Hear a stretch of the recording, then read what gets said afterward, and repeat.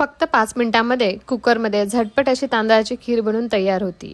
त्यासाठी 4 चमचे तांदूळ स्वच्छ धुवून कुकरला थोडंसं मीठ टाकून फक्त एक शिट्टी काढून घ्यायची, म्हणजे 80% तांदूळ व्यवस्थित शिजून निघतात। कुकरला शिट्टी होते तोपर्यंत 1 चमचा तांदूळ, 4 ते 5 बदाम हे थोडेसे कोमट पाण्यामध्ये सोक करण्यासाठी ठेवायचे।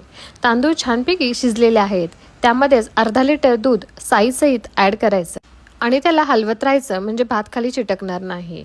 त्यामध्येच आपण जे सोक करायला ठेवलेले बदाम आणि तांदूळ होते त्याला मिक्सरमधून छानपैकी पेस्ट बनवून तयार करायची आणि ती सुद्धा त्या दूध आणि भातामध्ये ॲड करायची, म्हणजे खिरीची कन्सिस्टन्सी खूप छान येते। त्यामध्ये थोडंसं केशरचं दूधही ॲड करायचं, त्यामुळे रंगसुद्धा खूप सुरेख येतो। गरजेनुसार साखर ॲड करायची आणि आपल्या आवडीनुसार आपण त्यामध्ये ड्रायफ्रूट्स ॲड करायचे।